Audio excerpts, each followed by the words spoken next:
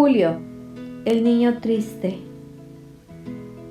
En la foto se observa su cara redonda, extrañamente expresiva y sobre todo una mirada enigmática. Lo primero que llama la atención son sus ojos claros y profundos, como la mirada inteligente de un gato. No se pensaría que se trata de un niño feliz. Al contrario, no obstante de que apenas tiene 2 años, parece que ya lo acompaña una gran soledad. Pero lo que más sorprende es la absoluta seriedad de su rostro. ¿Por qué sus padres no le pidieron que sonriera? ¿Por qué ve con tanta atención hacia la cámara? Aunque esta fotografía fue tomada en Barcelona, una ciudad de clima más bien templado, es evidente que sus padres prefirieron cubrirlo con un grueso abrigo. Desde entonces provenían las constantes preocupaciones que Julio Cortázar, de 1914 a 1984, sentía por las enfermedades. Tuve una infancia en lo que no fui feliz y esto me marcó muchísimo, escribió el autor de Rayuela. Pareciera que esa falta de alegría la quiso suplir en todas sus novelas y en sus cuentos, así como en las fotografías que le gustaba tomar y en las cartas que enviaba para divertir a sus amigos. Cuando Julio llegó al mundo el 26 de agosto de 1914, la Primera Guerra Mundial estaba empezando. Apenas unos días antes, el 28 de julio, se había cumplido el ultimátum del Imperio Austrohúngaro contra Serbia, con lo que inició esta terrible guerra que dejó alrededor de millones de muertos. El padre del escritor era un diplomático argentino que trabajaba en la representación de su país en Bruselas. Así es que accidentalmente Julio nació en esta ciudad. En una carta que le dirigió a la estudiosa Graciela de Sola en 1963, Cortázar le contó acerca de esos días. Mi nacimiento fue un producto del turismo y la diplomacia. A mi padre lo incorporaron a una misión comercial cerca de la delegación argentina en Bélgica.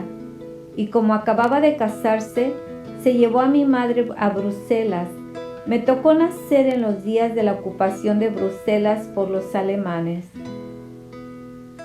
Asimismo, cuando platicaba con sus amigos, Julio decía: nacer en plena guerra dio como resultado a uno de los hombres más pacifistas que hay en este planeta.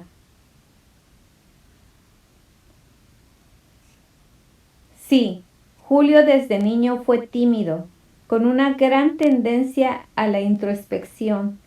De los 2 años que pasó en Barcelona, el único recuerdo que le quedaba eran las borrosas imágenes del Parque Güell de Gaudí, en donde iba a jugar con su mamá y su hermana.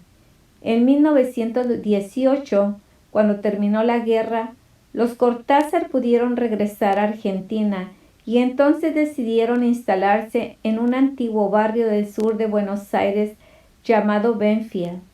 Julio era apenas un niño de 4 años, que comenzaba a escuchar los tangos del barrio, que escuchaba por primera vez la manera de hablar de los argentinos, que se iba enterando poco a poco de los boxeadores de la ciudad, que comenzaba a enamorarse de los cipreses de Buenos Aires y que aprendió a jugar rayuela en las calles de Banfield. Dicen que las calles de ese barrio, sus amigos de la infancia, pero sobre todo ese ambiente al mismo tiempo familiar y extraño, aparecen a lo largo de todos los cuentos y sus novelas. Crecí en Banfield, en una casa llena de gatos, perros, tortugas y cotorras. Era el paraíso. Sí, como decía Julio, ese paraíso era un pueblo con calles de tierra en las que a lo lejos se veía pasar el ferrocarril. Era un paraíso que se llenaba de langostas de todos los colores durante las tardes del verano, y era el lugar en donde estaba el jardín que se describe en el bellísimo cuento autobiográfico Los Venenos, que trata de una máquina de matar hormigas y del primer desamor de su vida. Todavía no tenían ni 2 años en Argentina cuando su padre desapareció. «Pero mamá, ¿a dónde está mi papá?», preguntaban los 2 hermanos con mucha extrañeza. «No sé, desapareció», decía Herminia con sequedad. Entonces, ella era una joven de apenas 25 años con 2 hijos a los cuales mantener. Por esta causa, la familia se fue a vivir con la abuela materna y con una prima de Herminia. No hay que olvidar que en todos los cuentos de Cortázar hay un universo femenino protector y misterioso, como la maga de Rayuela, la única sensible frente a un mundo masculino que no la comprende. Como es natural, Julio siempre tuvo una enorme cercanía con su madre. La necesitaba tanto que donde quiera que se encontrara, Julio nunca dejó de escribirle muchas cartas. Otro de los sucesos que marcaron la infancia de Cortázar fue la enfermedad de su hermana Ofelia, pues desde muy niña tuvo episodios de epilepsia. El propio Julio era un niño con asma y con problemas de bronquitis. Dice Goloff que los vecinos de la familia los describían como hipocondríacos. Todos estaban obsesionados por las medicinas y por toda clase de síntomas. En una ocasión, mucho tiempo después, cuando iba a salir de viaje con su esposa Aurora Bernárdez, Julio salió de la casa con un botiquín. «¿Pero cómo es que vamos a salir cargando con todo esto?», le preguntó. «Pero Aurora, se trata de una previsión indispensable», le respondió Julio con total seriedad.